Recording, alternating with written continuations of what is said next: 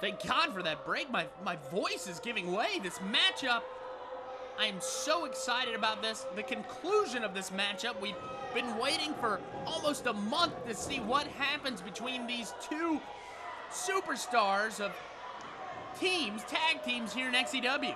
These fans are ready to see the Port City Kings win.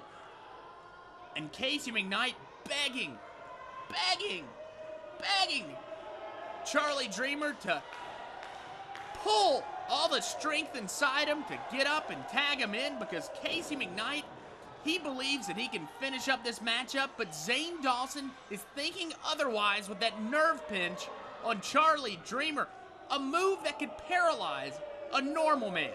The referee getting in the face of Charlie Dreamer, asking him if he's had enough. Charlie Dreamer is not a quitter. Charlie Dreamer, he's not going to give up. He thinks that he can make his way to tag Casey McKnight in, and he thinks that they're going to get that W here in XEW. Oh, you can just see Zane Dawson just gripping the life out of Charlie Dreamer, slowly sucking away all energy from Charlie Dreamer. Casey McKnight's trying to get those great XEW fans behind him, trying to get that momentum so Charlie Dreamer can know that he's fighting for a good cause here in XEW. But still, not enough to get by the wild man Zane Dawson. Zane Dawson tagging in that twin behemoth, that twin wall of flesh, that twin golem of Dave Dawson. Dave Dawson, Zane Dawson. I don't know which one's which sometimes. And Dave Dawson coming in here, and it's his turn to take apart Charlie Dreamer, to make that dream a nightmare for that man. Look at that, taunting Casey McKnight. Casey McKnight, he's a man that thrives off of passion.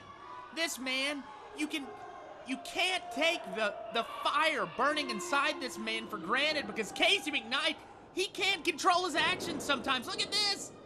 An illegal maneuver by Casey McKnight, but you know what? Casey McKnight does not care. Tagging in Zane Dawson, they're going to utilize some of these Dawson patented maneuvers with that double Irish whip. Oh, the double shoulder block by the Dawson Brothers. They look like they could be probably linebackers in a D1 school. These men are not to be messed with. Zane Dawson not happy with that count by the referee, and he's trying to formulate a plan. What's that? What was that, a foreign object? Was Dave Dawson using a foreign object to choke Charlie Dreamer earlier? Wow. These boys are not only humongous, scary, any other superlative you'd like to give them, but these men are sneaky. Sneaky like a cat. There's Dave Dawson walking down, hiding. Oh, he's grabbing a chair. Casey McKnight's, he was not having any of that, and Zane Dawson just hit him straight in the mouth, and Zane has the chair. I don't believe the ref saw that. Dave Dawson threw that chair in and had it thrown out of the ring immediately. I think Casey McKnight inadvertently distracted the referee from seeing a maneuver like that. And maybe Charlie Dreamer, yes, Charlie Dreamer with that spinning kick to the back of the head of Zane Dawson. And finally, there's an opening in this matchup for the Port City Kings. Well, what are you doing, Dave? You can't do that. Dave, if I was that referee, I would have thrown his ass out an hour ago. And Dave being taken out of the ring, Casey McKnight coming in with a hard right hand. There's confusion in the ring, bedlam being, if you will. And wait a minute, that referee, he needs to go see an optometrist, because he obviously can't tell the difference between Zane and Dave. I know one has hair coming off the chin and one has hair, well, they both have hair coming off the chin. You know what, I kind of see where that ref's coming from, because really, would you want to say anything to those two men? Would you? I thought so. I thought so. Dave Dawson in a position that he's never in, up top, going for the leg drop, and that's why He doesn't do that maneuver often because he's got a sore butt after that, a sore gluteus maximus. And maybe, just maybe, Charlie Dreamer can pull this off. Charlie Dreamer going to the corner. Charlie Dreamer pulling all of that strength left inside him. And finally, Casey McKnight comes in, and Casey McKnight is flying high.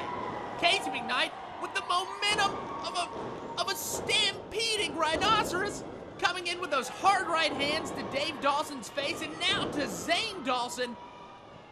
Charlie Dreamer is getting a rest, and Casey McKnight is taking it to the best here in XEW.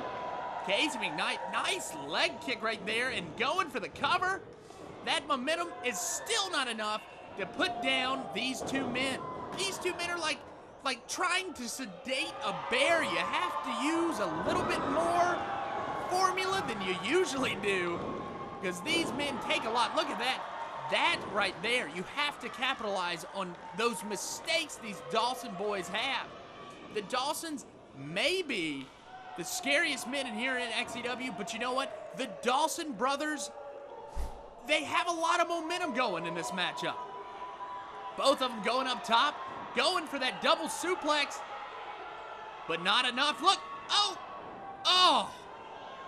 Dave Dawson coming in and preventing the Port City Kings from coming back into this matchup, and Zane Dawson's going up top. Here's a patented Dawson Brothers maneuver with that shoulder block. And these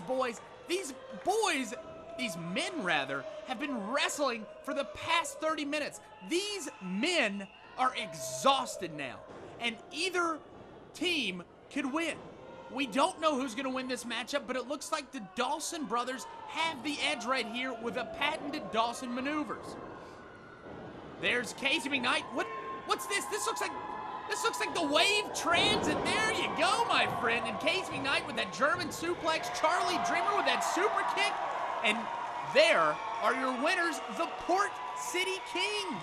Casey McKnight, Charlie Dreamer, they have conquered the Dawson brothers. That's just one step in furthering their career here in Extreme Elite Wrestling. And those fans are ecstatic. Look at the elation in the eyes of these children. These children whose heroes are their heroes are the Port City Kings. I'm sorry, they're terrified of those Dawson brothers. These fans are excited for a fantastic matchup that we just witnessed here in Extreme Elite Wrestling. And folks, I'm sensing that there may be a rematch in store for these two teams. Perhaps down the line, we'll take it out to the studio and I'll get a post-match interview here with Casey McKnight. Casey McKnight, the Diamond, the King of the Mid-Atlantic. Casey McKnight is professional wrestling here in southeastern North Carolina, South Carolina, wherever he travels to. Casey McKnight, you and I have a lot of history together. We do. We haven't seen eye to eye probably until this moment right now. This is the only time that you're looking at me and not threatening me right now. Casey, why the change of heart? Well, for the record, Aaron, I still don't like you. I still don't like you, Aaron. The change of heart, there is no change of heart. The only thing is Casey McKnight, I'm saddened, Aaron. That's the thing. I'm a sad man. And the reason I'm sad is because each and every day professional wrestling is dying. And you hit the nail on the head. Now, don't let the change of heart fool you. I'm still the most egotistical man you're ever going to meet. I am the best professional wrestler in the Mid-Atlantic, Aaron. And the thing is not so much a change of heart as I'm sad because professional wrestling, in my eyes, is dying. What I'm here in XEW, in Charlotte, all I'm here to do is revive professional wrestling, not sports entertainment, not action soap opera. I'm not a superstar, Aaron. I'm a professional wrestler. And what I want to do is I want to put professional wrestling at the forefront. And the one man that is my equal, the one man who is just as good as Casey McKnight is Charlie Dreamer. And Charlie and I have been friends for about 6 or 7 years, best friends. We travel up and down the roads together. Our girlfriends are best friends. And when I saw the Dawsons just attack him for no reason. It kind of, it upset me. I'm not gonna lie. It upset me. It kind of hurt Casey McKnight's heart. Yes, I have a heart. It's black, but I have a heart. And it hurt my heart just a little bit, Aaron. And so I went out there to talk some sense into the Dawsons, and they didn't want to have any of it, so jumped on the best professional wrestler, and I would too, to make a name for myself. So what happened? Dawson Brothers, 30-minute match. You took the Port City Kings to the limit. Granted, you guys are the best tag team that I've ever faced. You guys are 6'3", 250 pounds of man meat. But the thing is, the Port City Kings, like I said, are professional wrestling. June 3rd, right back here, Charlotte National Guard Armory, I asked the bookers and the promoters of X.E.W. to please book the best tag team they could find. But what I want is one more shot, Dawsons. I'm not very satisfied with that 30-minute match because I fully don't believe that Charlie Dreamer and I beat you guys 1, 2, 3, okay?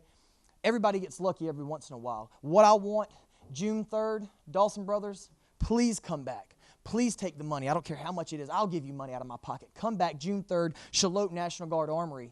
Port City Kings, Dawson Brothers, Part 2. I'll see you there, boys. Oh, my! Broke the table in half! I will tell.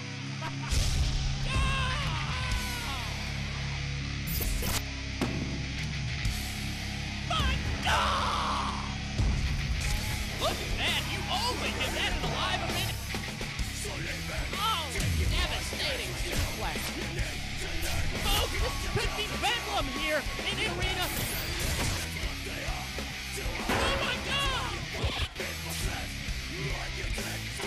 Close your eyes. Mothers, send your children to their rooms.